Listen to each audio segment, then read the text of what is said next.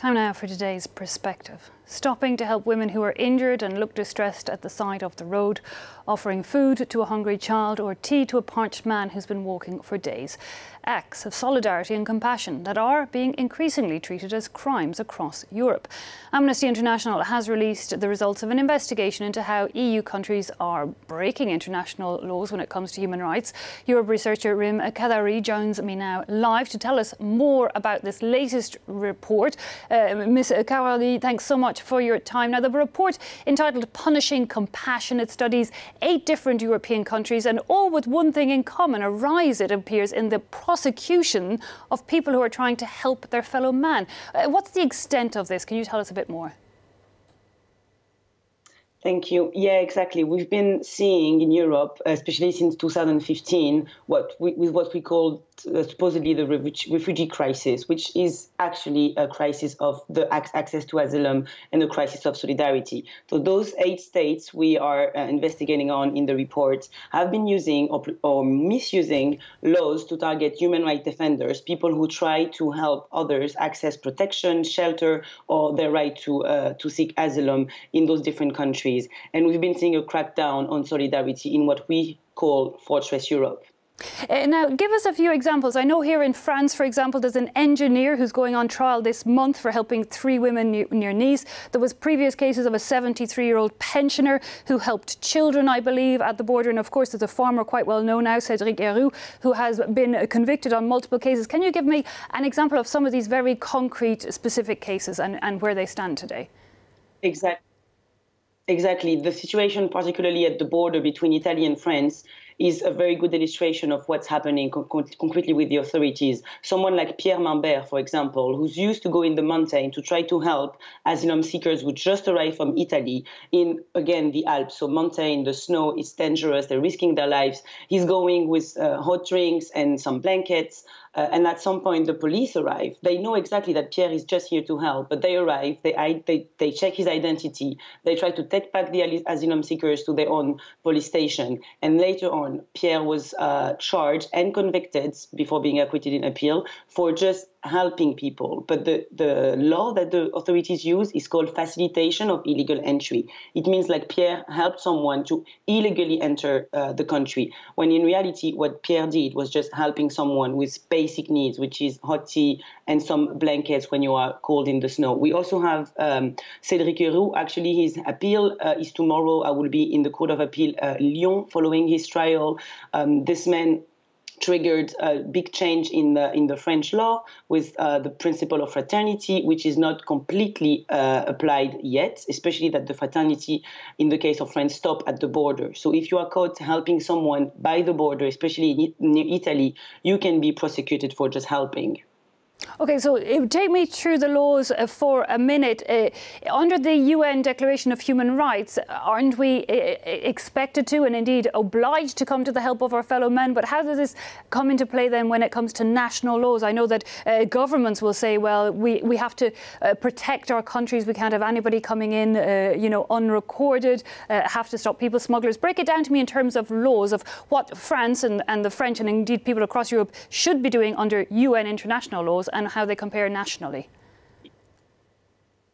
Yeah, particularly in that report, we focus on the use of this facilitation infraction and offense, which means it's a law that's supposed to be used against smugglers, right? It's for criminals, but it's now being used against human rights defenders and NGO. What we found is that this law is contrary to international law right now because it allows states to target and to criminalize people that are not criminals. So that's the basic reason why today those European countries are in contradiction with international law. The other reason is obviously the right to seek asylum, because we can't talk about human rights defender without talking about what's happening for refugees and migrants at external borders, but also internal borders within Europe. And Greece is a striking example of this. So at the same time that states are going after human rights defender with misusing criminal law, they also restrain access to asylum and access to protection internally and externally in Europe. So that's one of the issues we have. So there is also a contradiction with the Refugee Convention of 1951 in the case of European countries right now. Is there any course for people who want to challenge what the European courts are doing, you know, bring them before the courts to say that they're going against international laws? Are there any cases like that?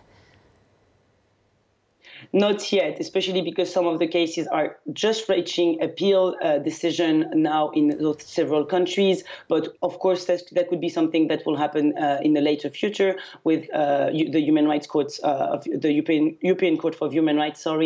Because now we also have an EU law obligation, obviously, to ensure protection for people coming, but also to prevent from targeting a European human rights defender. And there is a big irony in what European countries are doing. Because in Europe, we do have guidelines for other countries, so non-EU countries, to protect human rights defenders. It's very precise guidelines to how to create an environment that it's safe for people that are just trying to help others. But those guidelines do not apply within Europe countries. It's like European countries think that human rights defenders does not exist in their territory, but they do, and they need to be protected. OK, so a massive issue of human rights defenders that needs to be addressed. But also, of course, ultimately, it's the refugees that are being caught up in all of this. And I believe, you know, faced with the current system, it's putting them into more and more dangerous positions. Exactly. That's why we talk about Fortress Europe. Currently, and especially we can see it in Greece, the efforts of European leaders is not to ensure that everyone can seek asylum as it is an international law obligation, but the goal for now is to build walls and to try to prevent anyone from coming.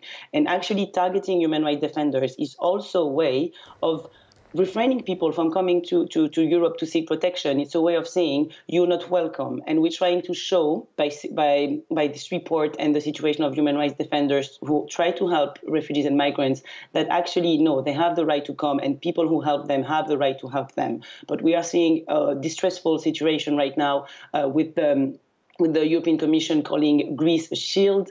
What Europe needs is not a shield, but an active and efficient asylum system to welcome people that actually need protection in our continent. Very briefly, can you just give us an idea of the latest you're hearing on the situation on the Greek border? We have seen some very violent scenes over the last few weeks. We have seen, exactly. We have one of our researchers, Andrew Garner, that is currently at the Turkey side of the border. He's seeing people being pushed back, being sent back to Turkey unlawfully by Greece. The decision of the Greece government to suspend any asylum application and to return refugees to Turkey is absolutely contrary to international law and EU law. So it's a very distressful situation. The situation for refugees in Greece was not fine already before. We've been reporting on how people cannot access employment, so they are in a very vulnerable situation. So what's happening currently at the border is just a latest example of the failure of European leaders to take measures to ensure that everyone can seek protection. OK, we're going to have to leave it there, but thanks so much for bringing us your insight and perspective, Ms. Rim Kadari of Amnesty International. And indeed, if anyone from the French or indeed other EU governments would like to come on air and offer us their explanations for the situation, they are, of course, very welcome to do so.